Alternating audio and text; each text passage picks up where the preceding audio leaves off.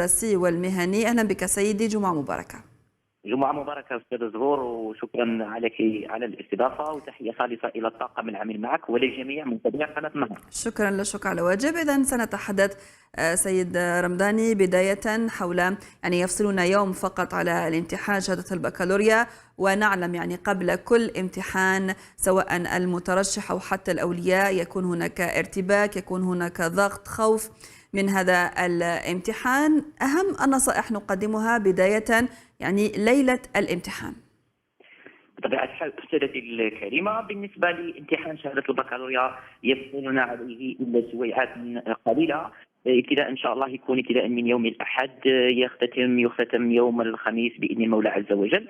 بالنسبه للامتحان يجب ان يعي ابنائنا المترشحين على انه هو امتحان عادي جدا مثل الامتحانات التي او الاختبارات التي اجتازوها طيله مسارهم الدراسي من المرحله الابتدائيه الى غايه المرحله الثانويه، مثل اختبارات الفصل الاول والفصل الثاني والفصل الثالث.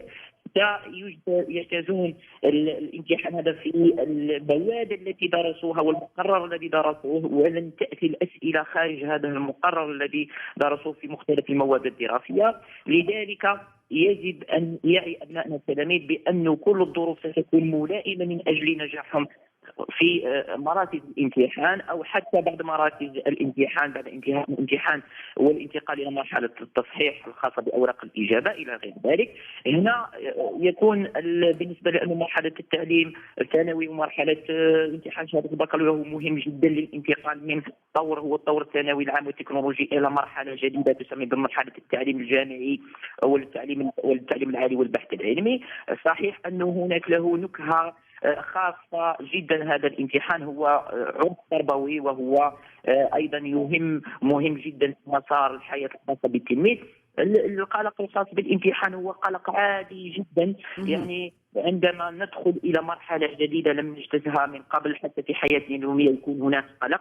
يجب أن نترك ذلك القلق في حده العادي وحده الطبيعي، لأنه إذا انقلب أو إذا زاد الشيء عن حده انقلب إلى ضده. هنا نصيحة لأبنائنا التلاميذ عشية هذا الامتحان الذي الآن يوم الجمعة، بقي يوم واحد فقط هو يوم السبت. يوم الجمعة هذا يخصص فقط لنقول المراجعة البصرية فقط. ماذا نقصد بالمراجعة البصرية؟ نقصد أنه فقط أنه نمر مرور الكرام على الدروس، مراجعة سطحية. ممتاز. نقوم بهذه المراجعة قصد تخزين هذه المعلومات وتخزينها في الذاكرة طويلة المدى. يوم غد إن شاء الله يكون يوم راحة فقط، قصد عدم زيادة الضغط. هنا نقطة نمر إليها كان ذكرت بها وزارة التربية الوطنية، تم تسجيلها على مستوى المؤسسات التربوية، عدم اللجوء إلى مواقع التواصل الاجتماعي. نعم. لأن هناك يكون هناك ترويج لبعض الإشاعات حول بعض المواضيع إلى غير ذلك، وهذا كل سنة نذكره أنه لن يكون هناك أي تسريب بأي طريقة من الطرق، لأنه الآن المواضيع الخاصة بالامتحان كان هناك نقل للمواضيع من طرف وزارة التربية الوطنية، تنقلها في ظروف أمنية مشددة جدا إلى الولايات، إلى مديرية التربية. الآن راهي المواضيع الخاصة بالامتحان في غرف محصنة بإجراءات أمنية مشددة. لن يكون أبدا هناك أي تسريب بأي طريقة من الطرق. لذلك مختلف الإشاعات على مستوى مواقع التواصل الاجتماعي فقط من اجل زياده الاعجابات ولا غير ذلك من مواقع التواصل الاجتماعي. حتى لما نقول غدا يكون يوم راحه، اكيد التلاميذ اكيد سيفتحون الكراريس والكتب للمراجعه. نتحدث على تكثيف هذه المراجعه او الذهاب ليله الامتحان للدروس الخصوصيه والاستعانه بالدروس الخصوصيه.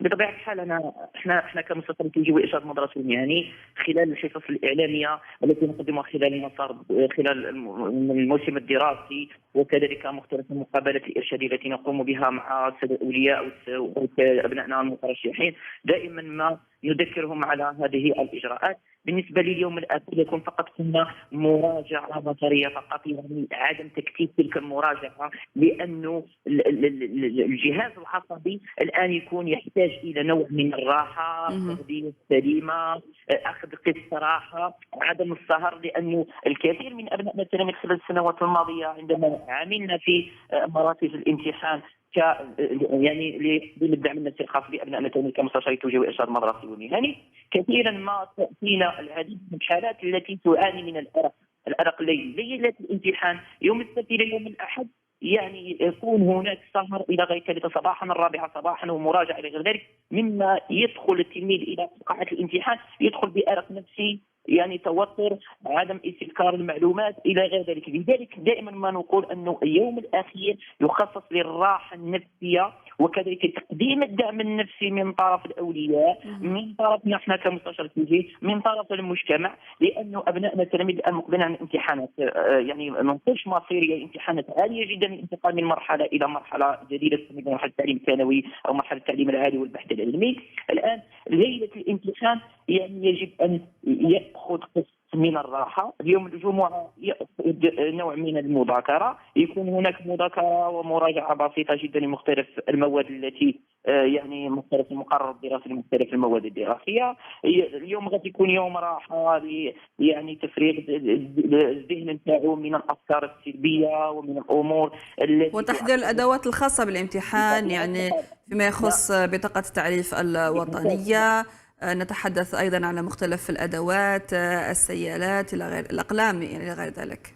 ممتاز. هنا نتحدث على الفترة الصباحية. الاستدعاء أيضا. ممتاز. هنا نتحدث على الفترة الصباحية بالنسبة ليوم غد. الآن بالنسبة للفترة المسائية، يعني التلميذ يأخذ يعني ينام باكرا قبل الاستيقاظ باكرا، لكن قبل النوم ماذا يعني يجب أن يحضر أدواته الرئيسية، ألا وهي المواد، ألا وهي كل الأمور الخاصة بالاستدعاء الشخصي، بطاقة التعريف الوطنية البيومترية الخاصة به، وكذلك مختلف الأدوات التي يحتاجها في الإجابة من طرف السيالات أو المواد. بالنسبة للمواد التقنية الخاصة بمادة رياض الفيزياء، كل الأدوات التي يستعملوها للإجابة في هذه المواضيع. وكذلك يعني بالنسبة للهاتف النقال، هنا نأخذ معلومة بالنسبة لأبنائنا التلاميذ.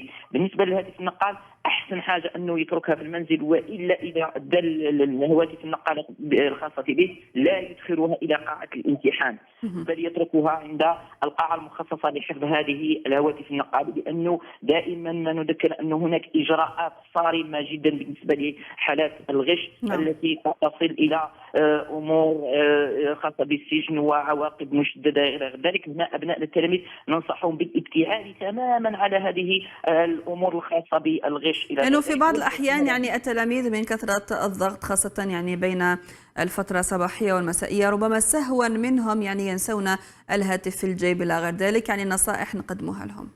بطبيعة الحال أنا بالنسبة لي قلت تكنولوجيا الإعلام والاتصال، يجب هنا سيتم تذكيرهم، هذه بطبيعة الحال سيتم تذكيرهم من طرف إدارة مركز الامتحان، من طرف الأساتذة الحراس إلى غير ذلك.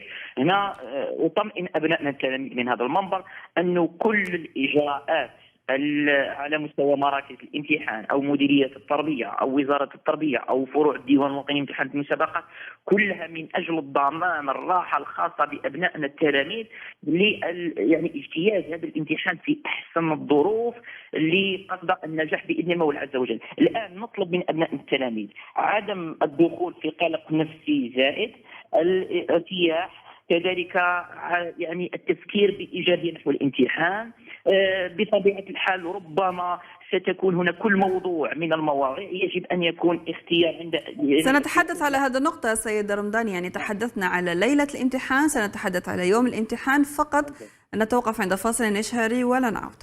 على الهاتف السيد يوسف رمضاني، مستشار التوجيه والإرشاد المدرسي والمهني. تحدثنا حول ليلة الامتحان، ما يجب التحضير له، خاصة النوم مبكرا. نتحدث الآن سيد رمضاني فيما يخص اليوم الأول للامتحان، يعني منذ النهوض مبكرا إلى غاية الامتحان.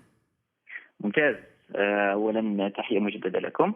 بالنسبة لي يعني عند النهوض من النوم، عند الصباح الباكر، إعادة تفقد الاستدعاء الخاص بالمترشح، وكذلك بطاقة التعريف الوطنية، مختلف الوسائل المستعملة في الإجابة. بعد ذلك يعني أتمنى من جميع أولياء التلاميذ مرافقة أبنائهم قصد الدعم النفسي الخاص بالتلميذ إلى غاية مراكز الامتحان ومداخل مراكز الامتحان. بعد ذلك يدخل إلى مركز الامتحان. بطبيعة الحال سيجد إجراءات ربما لم يعهدها سابقا، ربما عهدها في امتحان شهادة التعليم المتوسط التي اجتازها سابقا.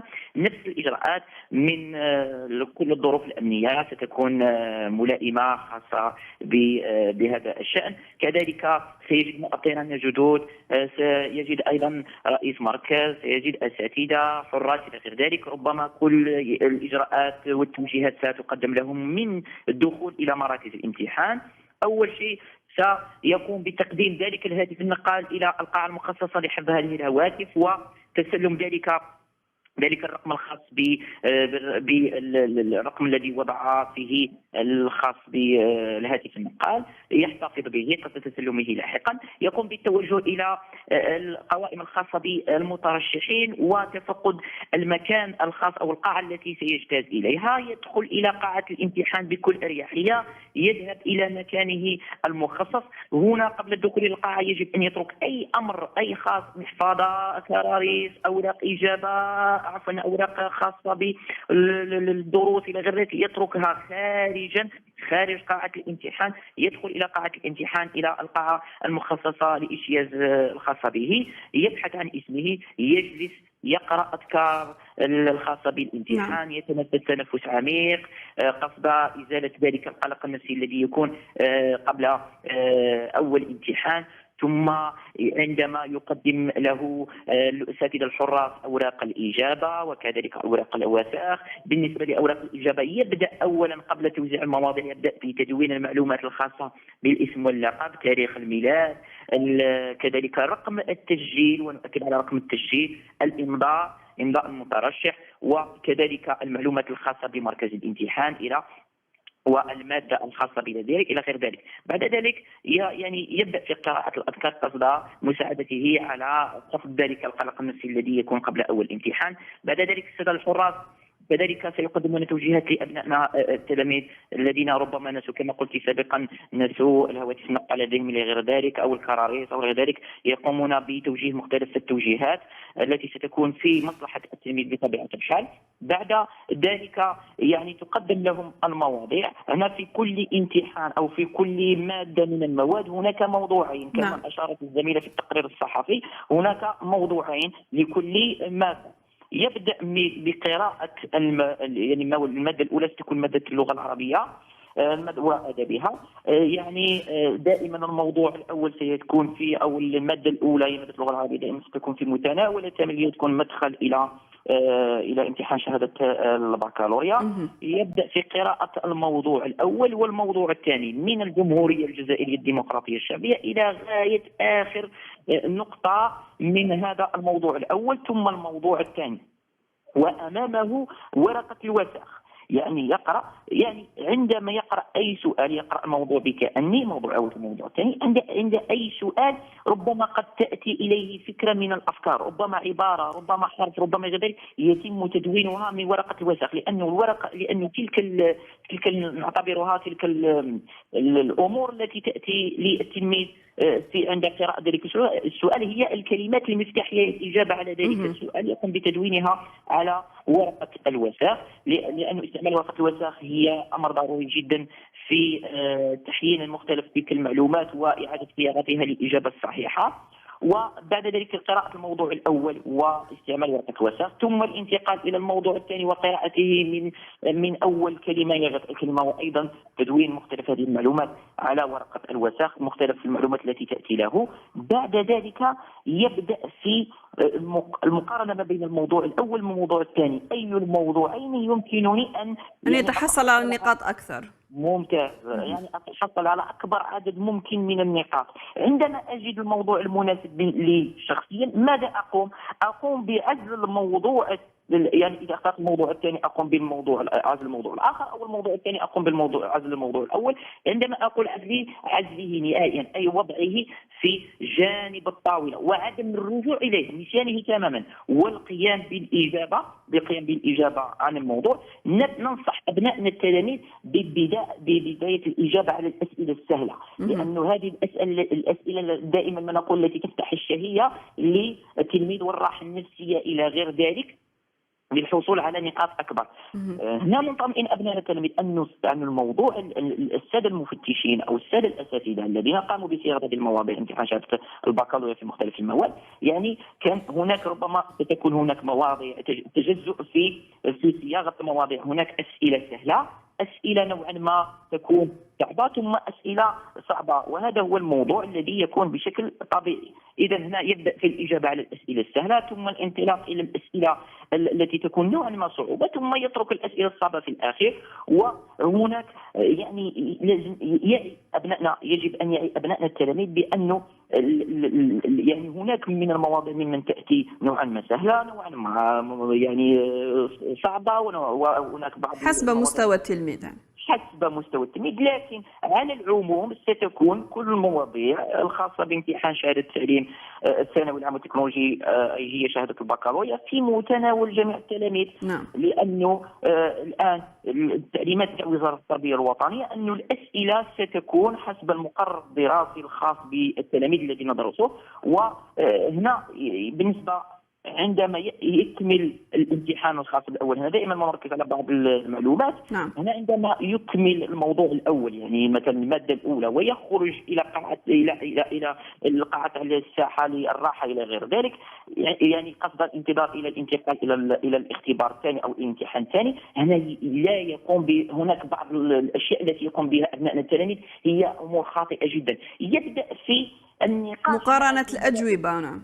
ممتاز. مقارنة أجوبته مع أجوبة زملائه، وعندما يجد ربما أن أجوبته تختلف عن أجوبة زملائه يعني يرتبك مباشرة، نقول يكون له ضغط نفسي رهيب جدا، يلجأ مباشرة إلى الأخصائي النفسي التابع لوحدة الكشف والمتابعة الموجود على مستوى المراكز الامتحان، أو مستشار التوجيه والإرشاد المدرسي المهني موجود على مستوى مراكز الامتحان. وهنا يبدأ عملية ربما إعادة ذلك الدافع الإيجابي لغير ذلك. إذا ما ننصح أبنائنا التلاميذ عندما الخروج من أي امتحان الذهاب إلى مكان منعزل أو النقاش مع زملائه في أمور خارج الدراسة، نقاش وربما قصد إعادة تلك الدافع الإيجابي لغير ذلك، لكن خارج الموضوع الأول ربما يكون نقاش حول الموضوع الذي سيأتي، الموضوع الثاني، وبعض الأمور واستذكار بعض المعلومات. لا يهم، هذا شيء عادي جدا، لكن الشيء اللي فات نخليوه فات. هذا بالدارجة تاعنا ما نعاودوش نروحوا له ونجاوبوا، لأنه الآن لا شيء يعرف إلا بعد انتهاء جميع المواد. يعني نهاية يوم الخميس يمكن له النقاش مع زملائه، عند نهاية يوم الخميس النقاش مع زملائه ومعرفة ما كانت إجابته صحيحة. وأيضا نقطة مهمة سيد رمضاني أيضا، وهو يعني بداية يعني أخذ أقلام إضافية، وأيضا الكتابة بخط واضح لتسهيل يعني التصحيح، عملية التصحيح. ممتاز. هنا ذكرتيني لموضوع معين. هنا بالنسبه لي كما قلتي استاذه، بالنسبه لقاعه الامتحان هناك بعض الامور التي تم نصحنا بها، وهي موجوده في الاستدعاء الخاص بالتلميذ.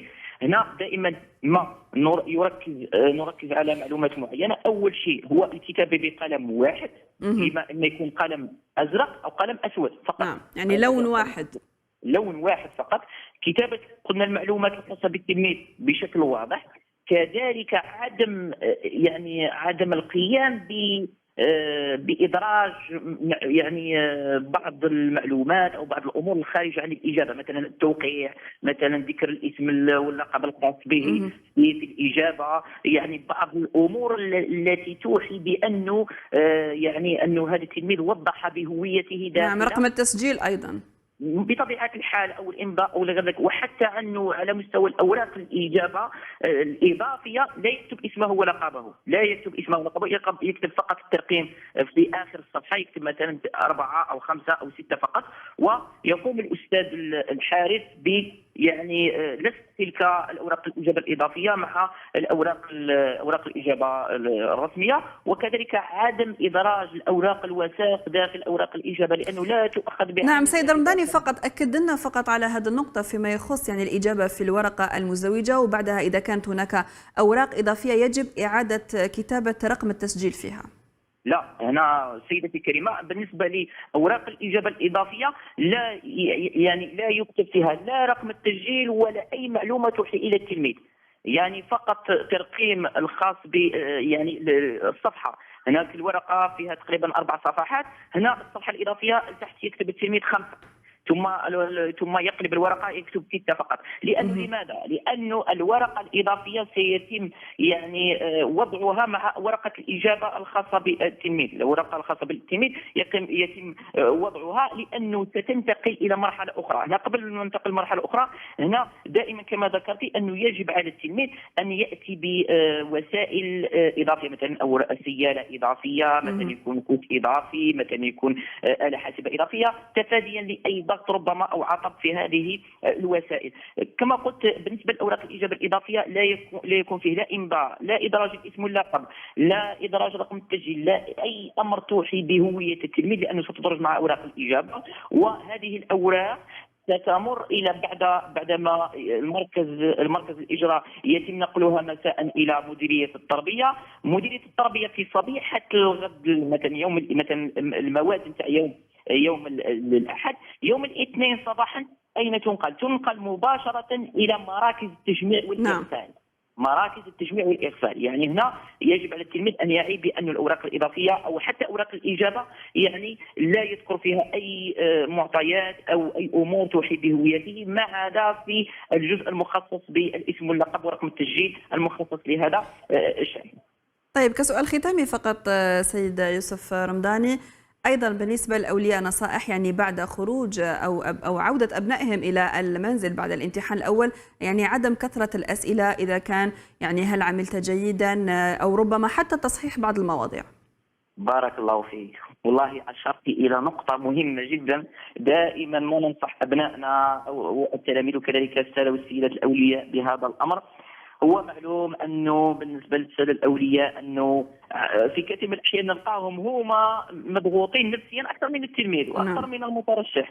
لذلك ما ننصح بالساده والسيدات الاولياء من فضلكم انه انتم هم الدعم النفسي، انتم هم الراحه النفسيه الاولى الخاصه بالتلميذ. عندما ياتي ابنك التلميذ الى المنزل، حتى ولو بدت في وجهه علامات الارتباك او علامات القلق الى غير ذلك، ان تبتسم له وقول له يا ابني مازال كاين امور الى غير ذلك. وعدم كثره الاسئله حول الاجابه، حول عدم الاجابه، حول يعني مقارنه مثلا ماذا قال زملائك عن الاجابات الخاصه بك الى غير ذلك، محاوله تصحيحها كولي امر، تصحيح هذه الاجابات الخاصه ب وكذلك معرفه الاخطاء. لا، هذا يجب ان نترك جميع ايام الامتحان من يوم الاحد الى غايه يوم الخميس مساء، فهي ايام للدعم النفسي، ايام للراحه النفسيه، ايام للابتسامه، ايام لعدم تفكير الابن التلميذ الخاص بنا بالاجابات الخاصه به الى غير ذلك، وتقديم الدعم النفسي. وحتى هذه الرساله حتى بالنسبه للساده المشاهدين، بالنسبه للمجتمع، عندما نجد احد جيراننا، احد اصدقائنا، احد ابنائنا يعني يجتاز امتحان شهاده البكالوريا، دائما ما نمر عليه بابتسامه ونقول له ان شاء الله ستوفق باذن الله. يعني بخلاصه يجب علينا جميعا ان نكون مجندين من اجل الراحه النفسيه ان شاء الله. وشكرا جزيلا على الاستضافه. شكرا لك سيد يوسف رمضاني، مستشار التوجيه والارشاد المدرسي والمهني، شكرا جزيلا لك. نتمنى النجاح والتوفيق لكل المقبلين على امتحان شهاده البكالوريا يوم الاحد.